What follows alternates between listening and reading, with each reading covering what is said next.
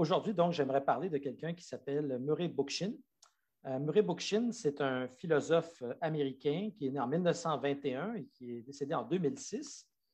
Il est le fondateur d'une théorie de l'écologie sociale dont certains disent, bon, je prends par exemple une citation ici de Stephen Best, qui est un militant pour le droit des animaux aux États-Unis, un universitaire au Texas. Il dit, la théorie de l'écologie sociale de Murray Bookchin est peut-être la théorie philosophique écologiste la plus complète et la plus puissante qui ait été développée à ce jour. Donc, on a une théorie philosophique sur l'écologie très développée, au même titre que les Thoreau ou les Lewis Mumford, comme le dit Janet Beale.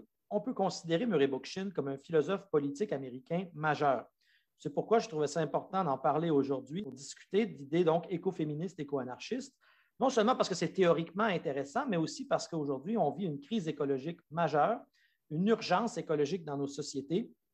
D'ailleurs, la pandémie dans laquelle nous sommes et le fait que notre conférence ne soit pas présentement dans un théâtre est intimement lié aux problèmes écologiques, probablement de déforestation. Selon beaucoup d'experts, il y a des causes écologiques à la pandémie actuelle qui est liée aussi au capitalisme. Donc, ce n'est pas juste un intérêt théorique, il y a aussi un intérêt de savoir comment est-ce qu'on peut essayer de sortir nos sociétés des graves crises qu'elles traversent aujourd'hui. Donc, on va essayer de se pencher sur l'œuvre de ce penseur, mais évidemment, ce sera un résumé parce que c'est une œuvre assez importante. Donc, je m'excuse d'avance de faire un survol. J'espère que ça vous donnera envie de le lire. C'est peut-être le but principal de sensibiliser aux gens à lire Murray Bookchin. Alors, d'abord, c'est un pionnier de la pensée écologique. Pourquoi je dis pionnier? Parce qu'il commence à parler de sujets comme les pesticides, le réchauffement climatique, etc., dès les années 1960, dans un livre qui s'appelle Notre environnement synthétique, qui va publier en 1962. Il est même un petit peu avant Silent Spring de Rachel Carson. Tout le monde s'entend pour dire que c'est le livre qui a déclenché le mouvement écologiste aux États-Unis. Alors, Murray Bookchin est un petit peu même avant cela. Donc, il a commencé à s'intéresser à ça il y a très longtemps.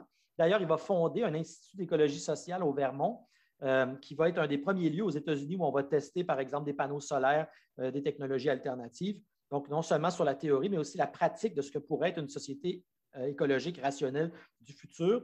C'est un des premiers, donc, à intégrer la question de l'écologie au discours révolutionnaire, qui généralement, chez les marxistes, par exemple, se mêlait plutôt d'économie ou de politique, mais parlait trop peu de la nature. Donc, Bookchin a ce souci d'intégrer dans la théorie révolutionnaire la question écologique. C'est quelqu'un qui a été formé comme un marxiste, mais il est devenu très critique des marxistes parce qu'il les trouvait trop centralisateurs et trop autoritaires. Mais il va garder quand même quelque chose du marxisme, c'est-à-dire l'héritage de ce qu'on appelle la pensée dialectique, qu'il a d'abord connu chez Marx, mais qu'il va aussi étudier chez Hegel, philosophe allemand très important, et aussi dans la théorie critique de l'école de Francfort. Une autre influence importante sur Bookchin, c'est Lewis Mumford, qui est un philosophe critique de la technologie et de l'urbanisation. Et bien sûr, toute l'histoire de la pensée libertaire ou anarchiste, aussi le socialisme utopique, puis au fond, toute l'histoire des luttes qui ont eu lieu dans l'histoire, et particulièrement au 19e siècle où il y a un foisonnement d'utopie libertaire. Bon. Janet Beale, qui a écrit une biographie, notamment sur Murray Bookchin, puis qui l'a accompagné jusqu'à la fin de sa vie, et c'était sa compagne, aussi sa collaboratrice. Janet Beale disait, je la cite, « La forme même de son esprit était dialectique.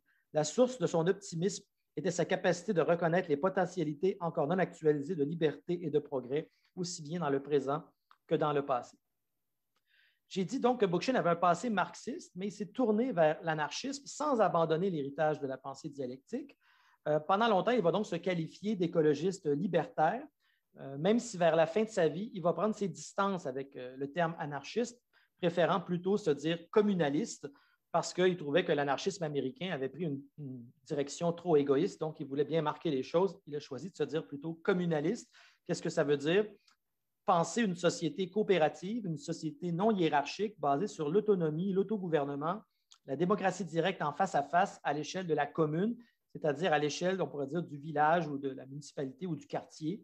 En tout cas, une démocratie de proximité, disons, en s'inspirant de la démocratie athénienne qui était basée sur la démocratie en face à face. Ce projet, il va l'appeler municipalisme libertaire, et pour lui, c'est une alternative au pouvoir des États capitalistes centralisateurs. Alors, si on veut retenir une idée essentielle chez Bookchin, c'est l'idée d'écologie sociale, deux choses qui, au départ, ne vont pas nécessairement ensemble. On peut s'intéresser à sauver les baleines ou sauver les grenouilles. Pourquoi est-ce qu'il faudrait qu'on fasse aussi de la sociologie? Mais parce qu'au fond, il y a un lien entre les deux problèmes, c'est-à-dire que la domination qui existe sur la nature, elle existe aussi entre les êtres humains.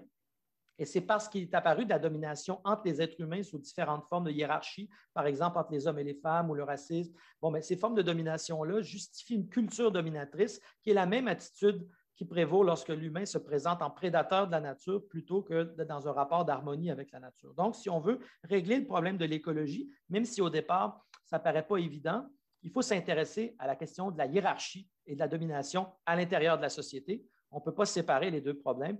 Il faut les traiter de front comme étant reliés à un problème qu'on pourrait appeler une culture de la domination, une culture de la hiérarchie. Il est aussi l'auteur, Murray Bookchin, au plan peut-être plus philosophique, d'une philosophie de l'écologie sociale qu'on appelle naturalisme dialectique. C'est sa réponse à Darwin, c'est-à-dire qu'il n'oppose pas la nature et la société comme le font les dualistes. Pour lui, c'est un continuum que celui de l'évolution entre la nature et la société, entre la première nature biologique, la deuxième nature culturelle.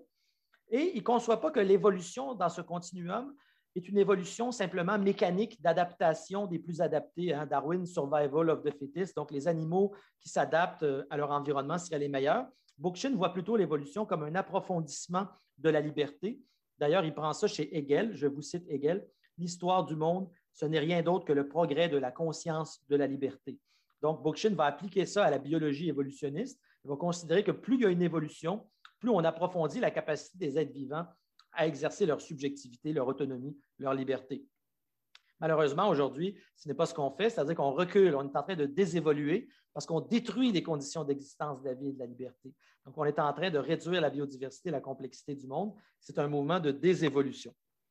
Donc, bref, en résumé, l'idée d'écologie sociale, si on veut régler le problème, on ne peut pas séparer le problème de la domination sur la nature des autres formes de domination qui sont apparues dans l'histoire, d'où le lien, par exemple, avec la question de l'écoféminisme. Donc, si on veut regarder une historique de comment le problème s'est mis en place, c'est un autre aspect intéressant chez Bookchin, c'est qu'il va étudier l'histoire de comment la domination s'est installée progressivement à partir des premières communautés, on pourrait dire primitives ou traditionnelles, des communautés qui étaient beaucoup plus égalitaires, des communautés qui étaient en rapport harmonieux avec la nature. Comment progressivement une série de tournants historiques vont faire apparaître d'abord la gérontocratie, c'est-à-dire la domination des anciens, ensuite la domination des hommes sur les femmes, éventuellement l'urbanisation, puis ensuite, finalement, l'apparition concomitante de l'État et du capitalisme à peu près au même moment, qui structure encore le monde dans lequel nous sommes aujourd'hui, un monde fondé sur le capitalisme, l'État, la croissance, la hiérarchie. Et donc, pour lui, si on veut régler le problème, on n'aura pas le choix d'attaquer ces structures-là, aussi bien le capitalisme, qui doit être détruit selon Bookchin, que l'État, pour aller vers des formes de communautés éco-décentralisées qui sont l'alternative politique à l'État-nation capitaliste. Ces idées-là, ce n'est pas Bookchin qui les a inventées, elles existaient dans l'histoire à bien des endroits. Il y avait même des anarchistes chrétiens au Moyen Âge, mais plus proche de lui, il a reçu cet héritage de sa grand-mère qui s'appelait Zaitel Kalouskaya, qui habitait en Russie et qui a été influencée par le mouvement des populistes, des anarchistes russes, avant la révolution de 1917. Et eux, ils défendaient l'idée que la Russie n'était pas obligée de passer par le capitalisme et l'industrialisation, que la Russie pouvait partir de la commune agricole qui s'appelait Obchina. Et cette commune agricole moyenâgeuse pourrait servir de base à une société écologique du futur, socialiste du futur. Donc, ils étaient déjà dans l'idée du communalisme. Et on peut dire que Bookchin a reçu cet héritage de sa grand-mère alors qu'elle avait émigré à New York. Lui, il est né aux États-Unis, mais il avait cette sensibilisation à l'importance du communalisme à cause de l'influence des populistes russes. Bon, en résumé, je vais le citer, on ne doit pas séparer, au fond, la question de l'écologie de la domination. Je cite Bookchin, « Je ne peux être plus clair. Les concepts anarchistes d'une société équilibrée, d'une démocratie directe en face à face, d'une technologie humaniste, d'une société décentralisée ne sont pas seulement désirables, mais nécessaires. Non seulement ils appartiennent à une grande vision du futur de l'être humain, ils sont maintenant la condition nécessaire de la survie humaine. » Pour reprendre la formule de Rosa Luxembourg qui disait à l'époque « socialisme ou barbarie », on pourrait dire aujourd'hui que le nouveau motif de la révolution, c'est l'écologie et que l'alternative que nous avons, c'est communalisme ou extinction écologique. Et donc, la forme politique de la révolution, c'est le communalisme et la raison, c'est l'écologie. Et la cible, c'est la domination. En terminant, je voudrais terminer simplement en paraphrasant André Malraux. On pourrait dire que la société du 21e siècle sera communaliste ou qu'elle ne sera pas. Et donc, selon Bookchin, c'est très clair, c'est l'alternative qui s'offre à nous. Soit on fait une révolution communaliste vers une société écologique et rationnelle, soit nous allons vers une extinction certaine au plan écologique.